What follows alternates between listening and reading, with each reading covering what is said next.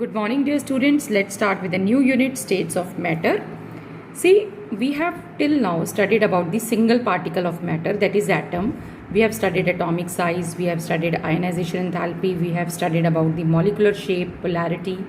But most of the observable characteristics of chemical system with which we are familiar, they represent the bulk properties of matter. That is, the properties which are associated with large number of atoms, molecules or ion. For example, the liquid, when it boils, it is not an individual molecule, it is the bulk which boils. The collection of water molecules, they will have the wetting properties but not the individual molecule. Now water exists in three states: solid, liquid and gas. Chemically all the states are same. Then what is the difference? The difference is in their physical properties.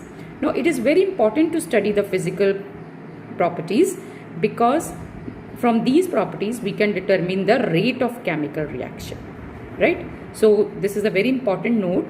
The chemical properties do not change with the change of its physical state, but the rate of chemical reaction depends upon the physical state.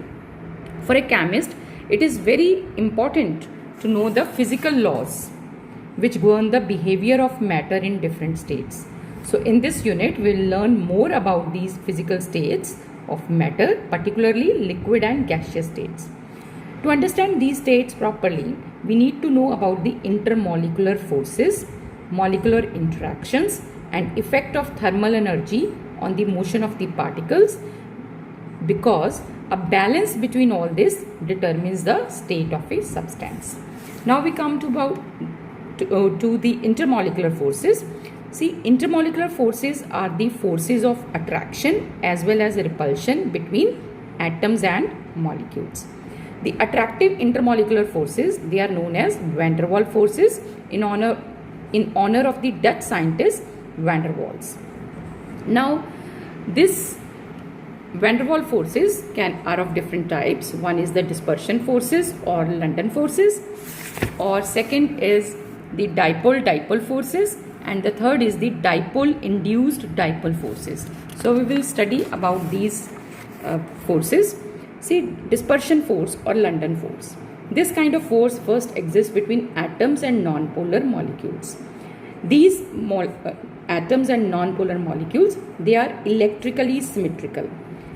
They have no dipole moment because their electronic charge cloud is symmetrically distributed. Now dipole develop momentarily in such atoms and molecules. Let us take these two atoms A and B. They are in close vicinity of each other. Now what happens? Momentarily the electron charge distribution of one atom becomes unsymmetrical. That is, the charge cloud is more on one side than the other. As a result of this, we say that there is a development of instantaneous dipole. See, when the electronic charge will be on one side, then what happens? There is a development of instantaneous dipole on atom A, and this happens for a very short time, right? So this dipole distorts the electron density of the other atom B, which is close to it, and as a result of this, a dipole is induced in atom B. We can see the dipole is induced in atom B also. See, again, this is a symmetrical distribution of the electron charge cloud. Now what happens? That the electron for a fraction of seconds can come to this side. As a result of this, there will be a negative charge develop here, and we say that this is an instantaneous dipole is developed, or a transient dipole is developed, or temporary dipole is developed. Now when dipole develops in this atom, so what happened in the neighboring atom also, it induces the dipole. So as a result of this, this happens for a fraction of seconds. So we can say that the temporary dipole of atom A and B, they attract each other, right? So this force of, when I say attraction, that means there is these are the forces are developed. So this force of attraction was first proposed by German physicist London, and for this reason the force of attraction between two temporary dipoles is known as London forces or dispersion forces, right? You can see here. Now we come to the next point, that these forces, they are always attractive, and the interaction energy is inversely proportional to the sixth power of the distance between two interacting particles. So this is, the interaction energy is inversely proportional to 1 over r raised to power 6, where r is the distance between the two particles. So these forces, they are important only at short distances, and their magnitude depends upon the polarizability of the particle. Now the next is the dipole-dipole forces. Now the dipole-dipole forces, they act between molecules which have permanent dipole. We can see here the HCl molecule. Now we see that HCl, chlorine, is electronegative. So what happens, the electron density is pulled towards chlorine. As a result of this, it acquires a delta negative charge. So this charge, I call it as a partial charge. Always remember that partial charges are less than the unit electronic charge, which is 1.6 into 10 raised to the power minus 19 coulomb. Now these polar molecules, they interact with the neighboring molecule. So a force is there developed. So this is known as dipole-dipole forces. Now these forces are stronger than the London forces, but they are weaker than the ion-ion interactions, because here only partial charges are involved. Already I have discussed that partial charges are less than the unit electronic charge. Now the interaction energy is inversely proportional to the distance between the polar molecules. Here we have two cases. One is the stationary polar molecule and another is the rotating polar molecule. So dipole-dipole interaction energy is proportional to 1 over r raised to power 3, and that between rotating polar molecules is proportional to 1 over r raised to power 6, where r is the distance between the polar molecules. Then we come to the next type of force, that is dipole-induced dipole force. Now this type of force operates between the polar molecule having a permanent dipole and between the non-polar molecule, right? So this type of attractive force operates between the polar molecule having a permanent dipole and the one which is a non-polar molecule, or I can also say that the molecule which lacks a permanent dipole. So what happens when this dipole is capable of generating an induced dipole in this non-polar molecule? So such forces, intermolecular forces, are known as dipole-induced dipole forces, right?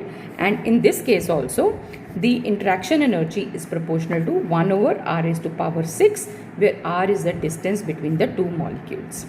So induced dipole moment depends upon the dipole moment present in the permanent dipole as well, and also on the polarizability of the electrically neutral molecule, right?